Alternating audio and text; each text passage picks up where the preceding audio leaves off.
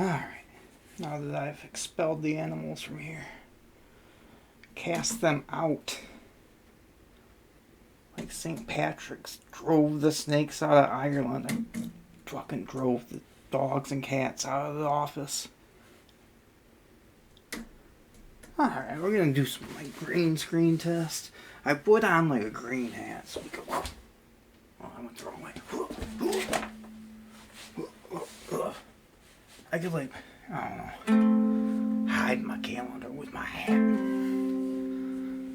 Try and chromakey it out. Make it all psychedelic. I like doing those old lights and cool here. I got a smart light. So I can change the colors on it. That's why I usually have wacky colors in here. Wacky. And I'm gonna make this all psychedelic.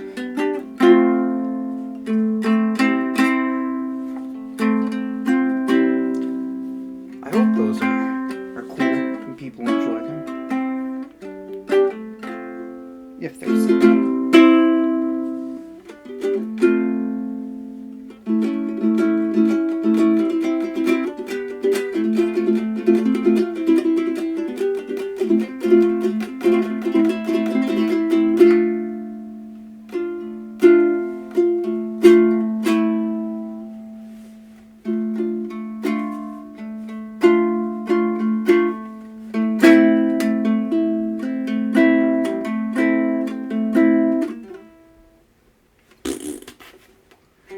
Messing around, man. I like this hat. It's like the last of the fancy St. Patrick's fedoras from Party City, R.I.P. But honestly, I don't know. They probably deserve their failure. A lot of these companies that go down, I feel bad for the people that work there, but a lot of them, they make decisions that lead to their downfall. And then another company comes up and takes their place. I'm gambling on baseball. I'm going to get real close to the camera so I can check my baseball, see if I'm winning money. It certainly looks promising. Thank you, New York Mets. And thank you to the state of Michigan for allowing sports betting on your cell phone. I'm not sure it was the best thing for society, but it was one of the better things for me. Because I love gambling. But I play small. Just play small. $5 on a parlay is going to be getting loud.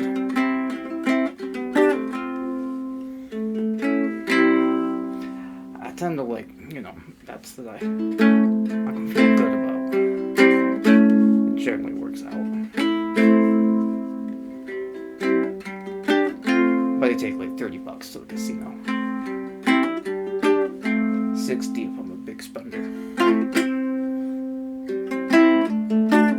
I can't go all the time, otherwise it's not special.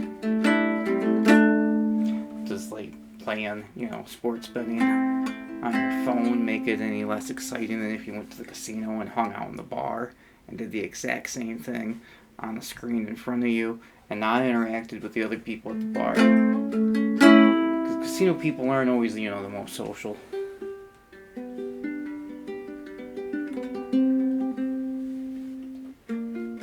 I don't hear a lot of people introduce people to me like, oh, this is Kevin, I met him at the casino, he's a cool guy. I wish people would say that to me. But I think it's that people, they go there, they gamble. They're either having a good time or a bad time. Or they have a good attitude about it. And you're there for the love of the game. That's why I gamble. 50 cents, that's just as exciting as, if I had bet $5. Sure, bigger wins are nice, but I love the game. Speaking of games, I'm going to be at Gen Con this year. Making my return. I wasn't able to go last year. We had a car shit out. That will put a damper on your vacation plans. Biggest, gaming convention least in America. I think it's still the biggest in the world. Started by Gary Gygax. Lake Geneva, Wisconsin. If you've never been to Gen Con, it is a magical experience. I try and be there every year. It feels like going home, you know. I gotta be with the other nerds and freaks. See what cool games is coming out.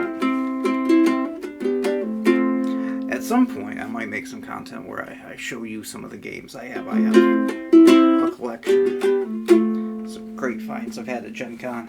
Maybe some stuff you haven't heard of. A bit more Monopoly over here. For instance, a few years ago I found a game called Fire Tower, where it's a board game where you're running a fire tower and trying to like fight a forest fire. It's a very interesting game. It has a bunch of mechanics about like the spread of fire with like wind. It's very, you learn a lot. I don't know if you noticed, but I like things that teach you things.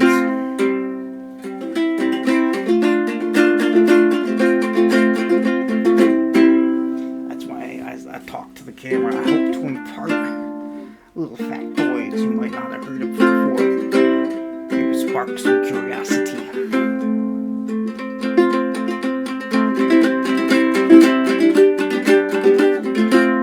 I should have been doing this for 7 minutes.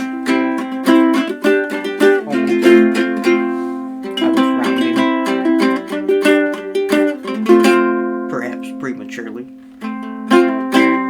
I've been talking this way. The microphone's over here. I'm not so sure. I had the best setup, I've never set up a recording studio on my own before,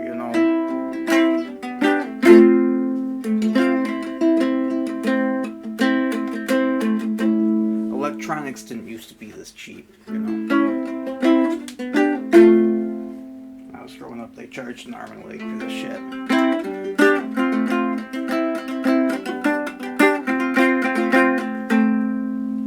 When I was a young man.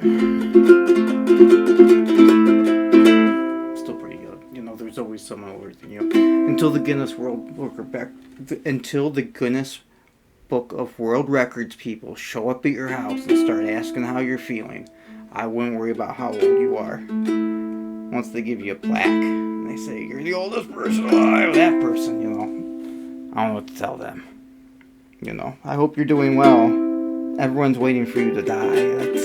That's gotta suck. All these people are waiting to announce the next oldest person in the world. Which means that you're gone.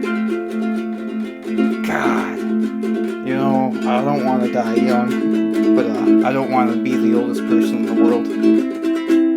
Seems lonely. Unless, he was a vampire. If he was a vampire, whole different story. I got a long list of fucking enemies, and I'd suck all the blood. Not really, But, unless, vampires are real, in which case, hit me up. I'm down to be part of the army of the night. Bauhaus is great. You ever heard Bela Lugosi's dead? Oh shit, if you haven't, after you're done on my channel watching the longest video I've made in a long time, then, watch it. Listen to it. The music video is great too. And there's a guy that, on YouTube, I'm not quoting it correctly. I'm doing them a disservice, but I'll put it, a graphic will pop up somewheres on the screen. I'll tell you about this guy with a ukulele that covered Bela Lugosi's Dead and it inspired me, to get better at the ukulele so I can do cool Bauhaus songs on my ukulele.